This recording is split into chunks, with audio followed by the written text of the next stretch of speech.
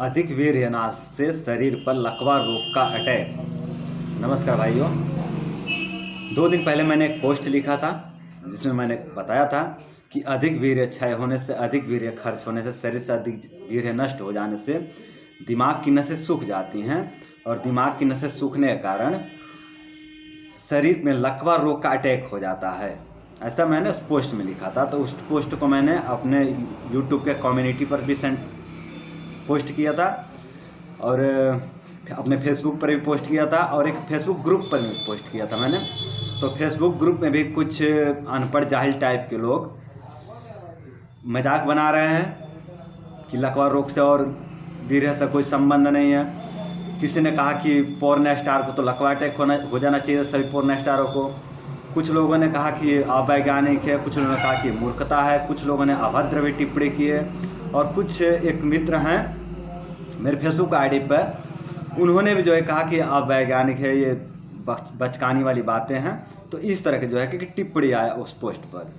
तो बंधु, ये जो वीडियो है मैं उन्हीं अनपढ़ जाहिलों के जवाब में बना रहा हूँ ताकि उन अनपढ़ जाहिलों को समझ आ सके कि इस पर संत महात्माओं का क्या विचार है, क्या मत है लकवा के बारे में, और लकवा क्यों होता है, इस पर संत महात्मा क्या कहता है, अपना आयुर्वेद प्राचीन विज्ञान क्या कहता है, ये भी उन अनपढ़ों जाहिलों तक पहुँच जाए जानकारी।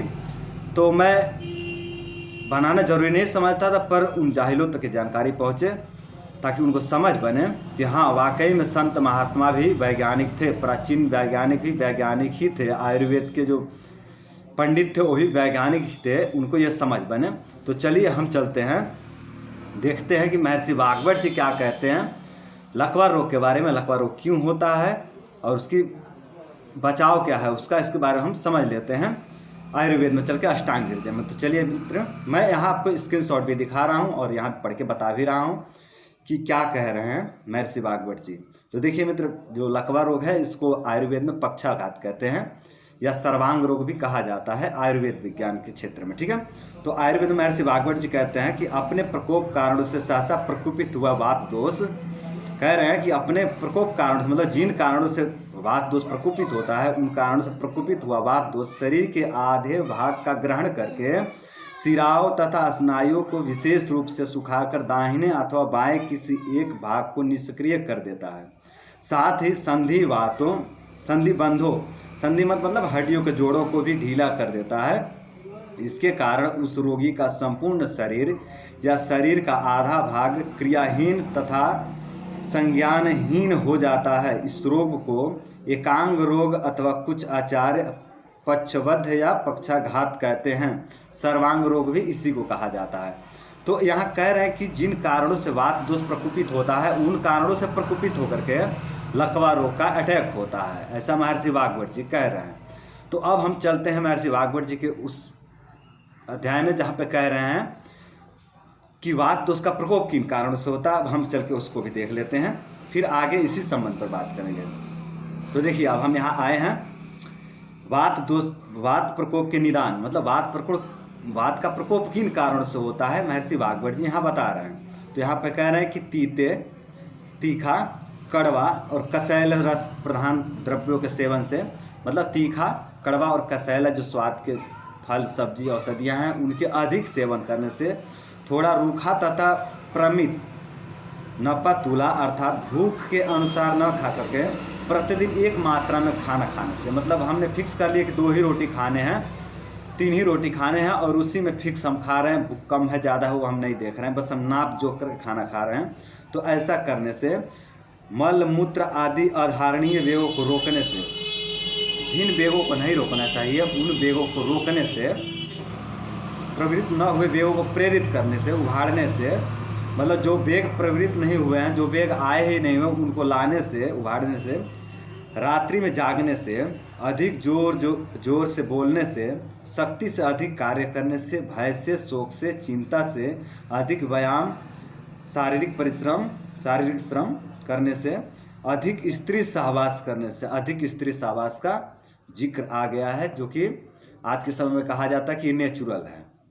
आज के समय में आज के डॉक्टर कहते हैं कि नेचुरल है स्त्री सहवास, जबकि यहाँ पे स्त्री सहवास ही है, क्योंकि पहले मास्टरबेशन या हस्तमैथुन नहीं हुआ करता था। पहले जो है कि स्त्री सहवास करके ही लोग बीमार हुआ करते थे ज़्यादा, तो यहाँ पे स्त्री सहवास का वर्ड आया, शब्द आया है, ठीक है, स्त्री सहवास का प्रयोग किया गया है। तो स्त्री सहवास यानी वीर्य क्षय, इसको हम सार भाग को समझे तो यहाँ कहा जा रहा है कि वीर्य क्षय करने से, जो कि आज के समय में अधिकांश यही सब में देखा जा रहा है। पहले से 50 गुना ज़्यादा आज वीर्य क्षय ज़्यादा हो रहा है, शायद सैकड़ों गुना ज़्यादा। तो ये मेन प्रधान कारण है आज के समय में लकवा अटैक का। आज के समय में किसी भी बीमारी में जो कि जा रहा है ना, तो मेन कारण यही है। ग्रीष्म ऋतु में यानी गर्मी के महीने में दिन के तिहाई भाग में, रात्रि के तिहाई भाग में तथा आहार के पचने पर वात दोष प्रकोपित होता है।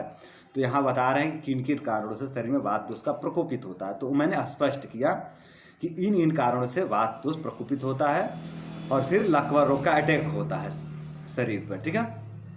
तो आपने समझा यहाँ पे स्त्री सहवास का जिक्र किया है महर्षि भागवत जी। स्त्री, अब ये जो है कि शरीर सूख जाता है ना जी, शरीर सूखने की बात कही तो वीर्य जो है कि शरीर का स्निग्धता है, शरीर का घी है, शरीर का जो कहे तो लिक्विड है भाग, वो नष्ट हो जाता है, अधिक वीर्य निकले, शरीर बिल्कुल रुक्ष पड़ जाता है, ड्राई हो जाता है। ड्राई होना मतलब सूखना, और सूखना ही जो है कि लकवा का कारण है, मूल कारण है। शरीर का सूखना या फिर दिमाग का सूखना ही मूल कारण है।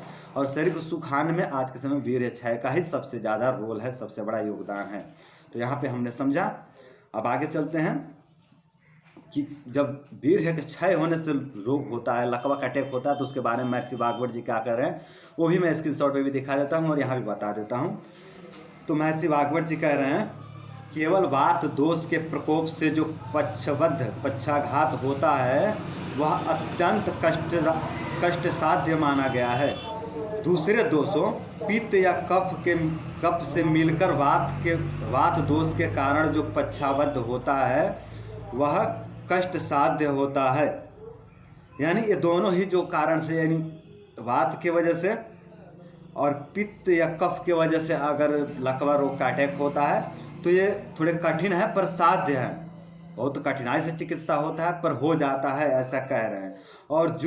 और आगे कहने के, और जो रस रक्त आदि धातुओं के क्षय से उत्पन्न होता है वह असाध्य होता है। सीधे सीधे समझ लीजिए, जो कह रहे हैं कि जो रस रक्त मांस मेद अस्थि मज्जा शुक्र, इन धातुओं के क्षय हो जाने से जो लकवा का अटैक होता है वो असाध्य होता है, अर्थात इसकी चिकित्सा नहीं किया जा सकता। इसको और सरल भाषा में कहूँ तो वीर्य क्षय के कारण जो लकवा का अटैक होता है वो असाध्य होता है, वो साध्य नहीं होता है, उसकी चिकित्सा नहीं किया जा सकता, वो ठीक नहीं हो सकते। समझ लिए। तो यह है महर्षि भागवत जी का मत या फिर आयुर्वेद वैज्ञानिकों का मत। तो मैंने जो है कि उन अनपढ़ जाहिलों का जवाब दे दिया हूँ।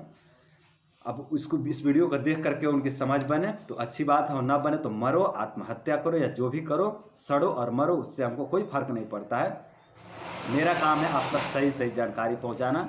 अब तुम आयुर्वेद की ना मानो तो आपकी मर्जी, आप मानो या ना मानो, उससे क्या फ़र्क पड़ता है। आयुर्वेद तो पत्थर का लकीर है, जो कह दिया सो कह दिया। इसमें आपके भाषणबाजी से, आपकी बहसबाजी से और आपके आधुनिक तर्क से आयुर्वेद विज्ञान पर कोई फर्क नहीं पड़ता है। तो मैंने आपको जवाब दे दिया है। तो आज के लिए इतना ही। नमस्कार।